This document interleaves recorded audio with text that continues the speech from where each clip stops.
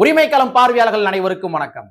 இன்னைக்கான அரசியல் களத்துல எது சம்பந்தமாக விவாதிக்க போறோம்? வீடியோ ஆரம்பிச்சாலே போனை போட்டு வாங்கிப்பாங்க. ஹலோ, சொல்லுங்க தோழர், நல்லா இருக்கிறீங்களா? அப்படியா? யாரு நம்மகிட்ட கேள்வி கேட்டாங்களா?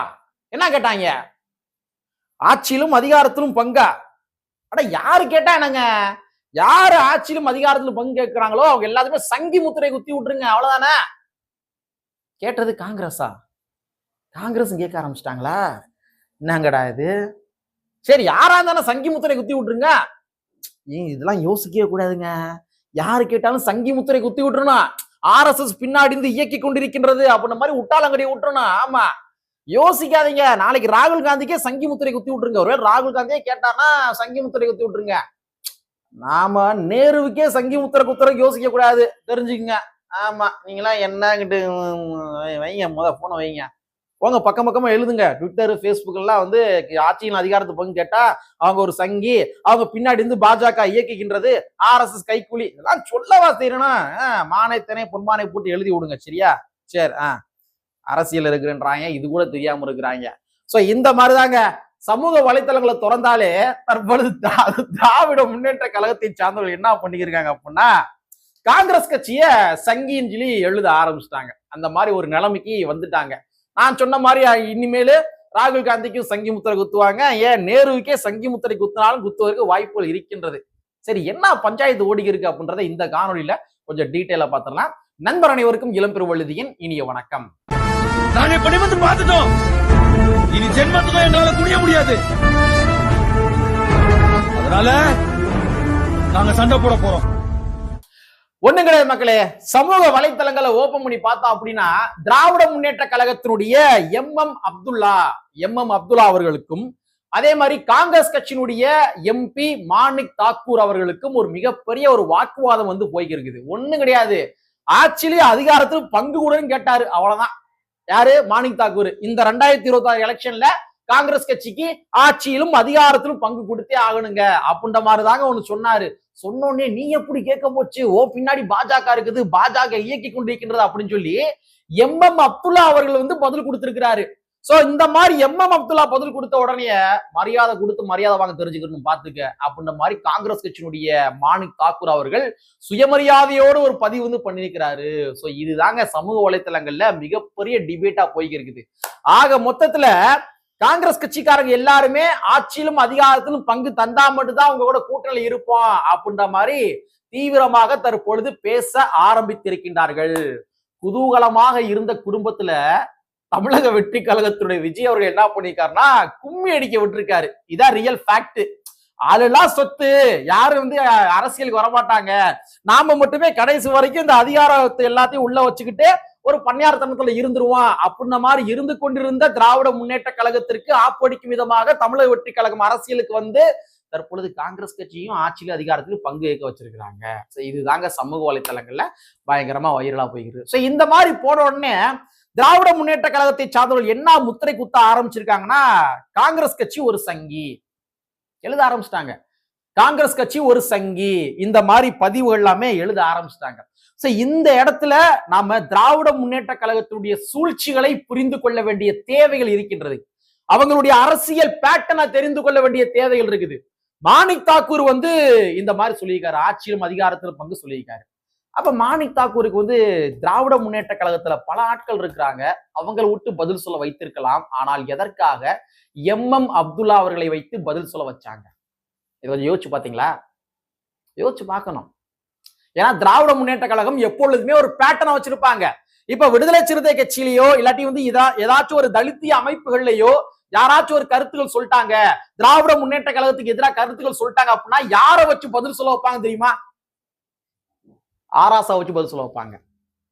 சாதிகளே இல்லை, சாதி ஒழிப்பு என்று பேசிக் கொள்கின்ற திராவிட முன்னேற்ற கழகத்தினுடைய கொள்கை குன்றுகள் அவங்க என்ன பண்ணுவாங்கன்னா, பிசிகாலையோ இல்லாட்டி வந்து இதர பின்ன கட்சிகள்லயோ இதர பின்ன ஒரு தலித் இயக்கங்கள்லயோ யாராச்சும் வந்து திராவிட முன்னேற்ற கழகத்துக்கு எதிராக கருத்து சொல்லிட்டாங்க அப்படின்னா ஆராசாவை வைத்து பதில் சொல்ல வைப்பாங்க.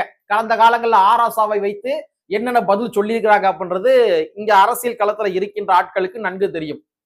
இது வந்து என்ன விதமான பேட்டர்னுங்க? சாதியை வச்சு சாதிகாரங்களை வச்சு பதில் சொல்ல வைப்பது என்ன விதமான ஒரு கேவலமான யுக்திகள். இதே தான் என்ன பண்ணுவாங்கன்னா, வன்னியர் சமுதாயத்துல பாமகவை சார்ந்தவர்கள் யாராச்சும் கருத்து சொல்லிட்டாங்க, அன்புமணி ராமதாஸ் கருத்து சொல்லிட்டாரு, அதே மாதிரி ராமதாஸ் கருத்து சொல்லிட்டாரு அப்படின்னு சொல்லிட்டாங்க அப்படின்னா உடனே இங்க இருக்கிற போக்குவரத்துறை அமைச்சர் சிவசங்கரை வைத்து கருத்து சொல்ல வைப்பாங்க. ஏன்னா போக்குவரத்துறை அமைச்சர் வந்து ஒரு வன்னியர் சமுதாயத்தை சார்ந்தவர் இல்லையா. அதனால சாதிக்காரங்களுக்கு சாதிக்காரங்களை வச்சு பதில் சொல்ல வைப்பதுதான் திராவிட முன்னேற்ற கழகத்தினுடைய கொள்கையா என்ற கேள்விகள் எழும்புகின்றது அல்லவா. சரி, நம்ம இந்த மேட்டருக்கு வருவோம். அதாவது எம்.எம். அப்துல்லா அவர்களை வைத்து எதற்காக பதில் சொல்ல வச்சாங்க? ஏன்னா காங்கிரஸ் கட்சியுடைய வாக்குகள் என்பது அது சிறுபான்மை மக்களுடைய வாக்குகள். சிறுபான்மை மக்களை பொறுத்த வரைக்கும், இஸ்லாமிய மக்களை பொறுத்த வரைக்கும் அவங்க யாருக்கு வாக்களிப்பார்கள் என்றால் அது திராவிட முன்னேற்ற கழகத்துக்கு வாக்களிக்க மாட்டார்கள். அவர்கள் முழுக்க முழுக்க யாரை நம்பி இருப்பார்கள் என்றால் அவங்க காங்கிரஸ் கட்சியை நம்பிதான் இருப்பாங்க. ஏன்னா சென்ட்ரல் கவர்மெண்ட்டை பொறுத்த வரைக்கும் பிஜேபி பண்ணுகின்ற அரசியல் என்பது ஒரு மதவாத அரசியல். இஸ்லாமியர்களை முன்னிறுத்தி இந்துக்களை நாங்கள் திரட்ட போகின்றோம் என்ற ஒரு ஐடியாலஜியை மையப்படுத்திய அரசியல். அப்ப இவங்க பிஜேபி செய்கின்ற அரசியலை எதிர்க்க வேண்டும் என்றால் அந்த இடத்துல அவங்க யாரை நம்பி இருக்க வேண்டும் என்றால் அது காங்கிரஸ் கட்சியை நம்பிதான் இருக்கணும்.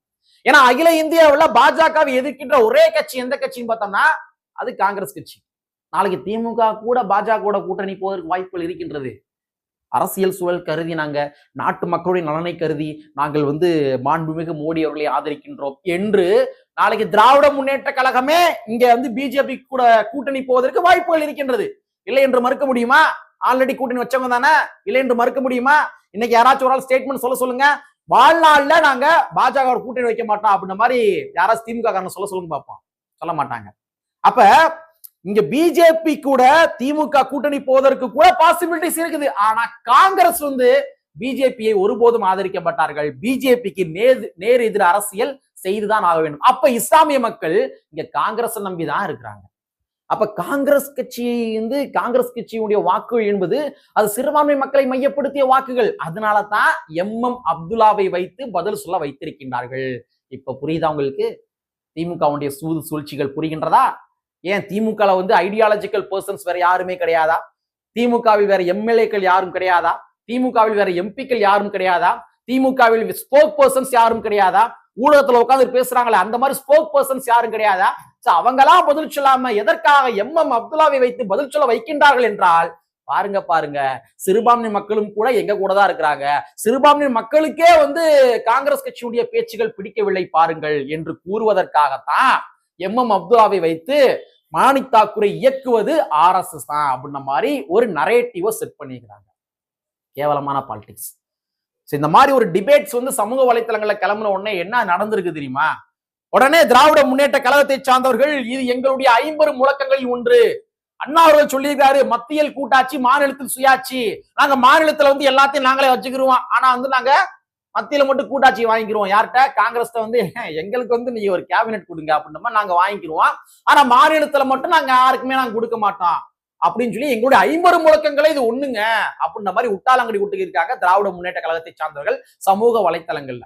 இந்த மாதிரிதான் பேசியிருக்காங்க. நான் என்ன கேட்கிறேன் அப்படின்னாங்க, அதாவது மத்தியில் கூட்டாட்சி மாநிலத்தில் சுயாட்சி இதுவே ஒரு தப்பான ஸ்டேட்மெண்ட்.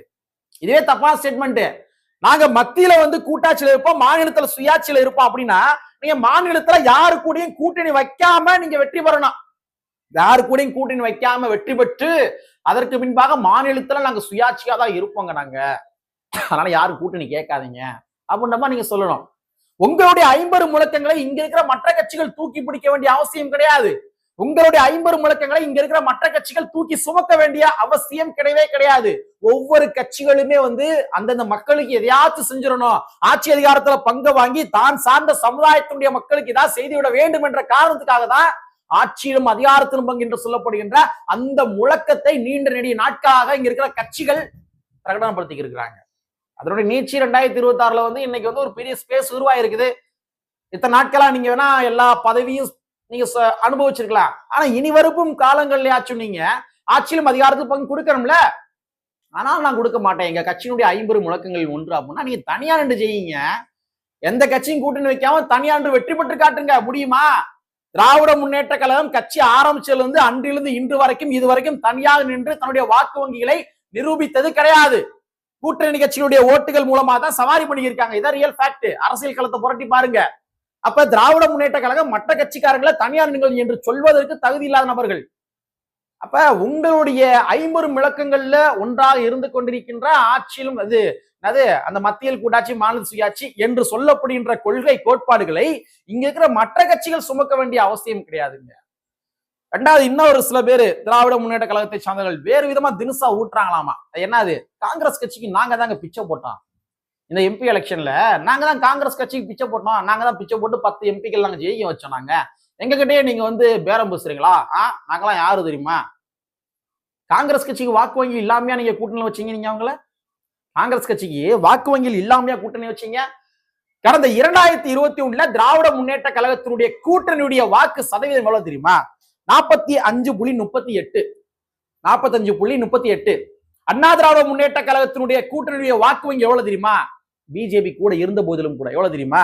39.71. ஏறக்குறைய திமுக கூட்டணிக்கும் அதிமுக கூட்டணிக்கும் ஓட் வேரின்னு சொல்ல பார்த்தோம்னா மிஞ்சி போனா 5% ஓட்டு தான்.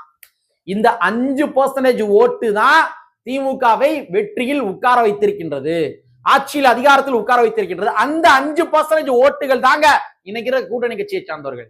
கூட்டணி கட்சி இல்லாம நீங்க வெற்றி பெற்றுவீங்களா? நீங்க காங்கிரஸ் கட்சியை நீங்க எந்த அளவுக்கு அண்டர் எஸ்டிமேட் பண்றீங்க? 10 தொகுதி நீங்க எம்பி எலெக்ஷன் கொடுத்தீங்க அப்படின்னா எம்பி எலெக்ஷன் 10 தொகுதி கொடுக்காம நீங்க வெற்றி பெற்று காட்டுறீங்க தானே. காங்கிரஸ் கட்சி நீங்க 10 தொகுதி கொடுத்தீங்கன்னா அதுக்கான காரணம் என்ன? காரணம் என்ன? எப்படியாச்சும் ஒருவேளை சென்ட்ரல் கவர்மெண்ட்ல காங்கிரஸ் ஆட்சிக்கு வந்துருச்சு அப்படின்னா நம்ம அவங்ககிட்ட வந்து ஏதாச்சும் ஒரு பவரை வாங்கிக்கிருவோம், ஆட்சியிலும் அதிகாரத்தில் பங்கு வாங்கிக்கிருவோம் அப்படின்ற காரணத்துக்காக தான் நீங்க 10 தொகுதி கொடுத்தீங்க. ஏன்னா சும்மா கொடுத்த மாதிரி சொல்றீங்க நீங்க. இப்ப இதெல்லாம் வந்து ஒரு தவறான விடயங்கள், ஒரு கட்சியை நீங்க அண்டர் எஸ்டிமேட் பண்ணுவது என்பது தவறான விடயங்கள். இதுக்குதான் தக்க பதிலடி கொடுக்கும் விதமாக சமீபத்தில் செல்வ பெருந்தை என்ன பண்ணாருன்னா ஒரு பதிவு போட்டிருந்தாரு. நீங்க ஒரு கார்ல போறீங்க, நீங்க வந்து கார்ல போறப்ப ஏர்போர்ட்டுக்கு போய் ஆகணும். ஏர்போர்ட்டுக்கு போறதா இருந்தா உங்களுக்கு வந்து ஒரு 100 மில்லி லிட்டர் வந்து பெட்ரோல் தேவைப்படுகின்றது. ஆனா உங்ககிட்ட வந்து 80 மில்லி தான் இருக்குது. ஆனா மீதம் இருக்கிற அந்த 20 மில்லி தான் இங்க காங்கிரஸுடைய வாக்குகள். காங்கிரஸுடைய அந்த 20 மில்லி வாக்குகள் இல்லை என்றால் நீங்க ஏர்போர்ட்டுக்கும் போக முடியாது, ஏர்போர்ட்ல போய் பிளைட்டையும் முடிக்க முடியாது, அதாவது ஆட்சி அதிகாரத்துல உட்கார முடியாதுன்றத காங்கிரஸ் கட்சியுடைய செல்வ பெருந்தை அவர்கள் என்ன பண்ணாருன்னா சமீபத்தில் சொல்லியிருந்தாரு. அதுக்கு முன்னாடியே விசிகா அண்ணன் திருமாவளவன் சொல்லியிருந்தாரு. அதாவது ஒரு பவுனுக்கு எத்தனை கிராம் நகை வேணும்? 8 கிராம் வந்து தங்கம் வேணுங்க. அப்போ 8 கிராம் தங்க நகை சேர்ந்ததான் ஒரு பவுனு. உங்ககிட்ட வந்து 7 கிராம் கூட இருக்கலாம், மீத இருக்கிற அந்த 1 கிராம் இருக்கு இல்லையா, அந்த 1 கிராம் தான் வந்து விசிகாவுடைய வாக்கு. அந்த 1 கிராம் இல்லை அப்படின்னா நீங்க ஆட்சி அதிகாரத்துல உட்கார முடியாது, உங்களுக்கு ஆட்சியே கிடையாது. இதை பிராக்டிக்கல் ரீதியாக கடந்த 2016 ப்ரூவ் பண்ணியிருக்காங்க. கூட்டணி கட்சிகள் இல்லாதனாலதான் வந்து திமுக என்ன பண்ணாங்க, ஆட்சி அதிகாரத்தை இழந்தாங்க. கரெக்டுங்களா? அதனால எந்த கட்சிகளுமே அண்டர் எஸ்டிமேட் பண்ணக்கூடாது. உள்ளபடியே நாங்க அண்டர் எஸ்டிமேட் எல்லாம் பண்ணலங்க, நாங்க தாங்க பவர்ஃபுல் அப்படின்னு நீங்க நினைச்சீங்க அப்படின்னா தனியா நின்று வெற்றி பெற்று காட்ட வேண்டும், ஆட்சி அதிகாரத்துல உட்கார்ந்து காட்ட வேண்டும். ஆனா அதெல்லாம் நடக்காது. ஏன்னா காரணம் என்னன்னா வந்து விஜய் என்று சொல்லப்படுகின்ற ஃபேக்டர் வந்ததன் விளைவுலால வேற வழியே கிடையாது. நீ என்னதான் வந்து கம்பு சுத்தலாம், என்னதான் உருட்டு ஊட்டலாம், ஆனா இன்னைக்கு கூட்டணி கட்சிகள் இல்லாம திராவிட முன்னேற்ற கழகம் அவங்களுடைய வாக்குகள் என்பது அதல பாதாளத்தில் செல்லும் என்பதுதான் நிதர்சனமான ஃபேக்டர். நீங்க வந்து உங்களை நாங்க ப்ரூஃப் பண்றோம், எங்களை வந்து நாங்க ஒரு சாலிடா இருக்கிறன்ற மாதிரி ப்ரூஃப் பண்றோம் காட்டி காட்டி காட்டி காட்டி காட்டி கூட்டணி கட்சியினுடைய பகையை கூர்மைப்படுத்தி கொள்ளாதீர்கள் என்பதனை கூறிக்கொண்டு கற்பி ஒன்று புரட்சி செய்கின்ற புரட்சியாளர் அம்பேத்கருடைய வரியை கூறிக்கொண்டு நிறைவு செய்கின்றேன். நன்றி, வணக்கம்.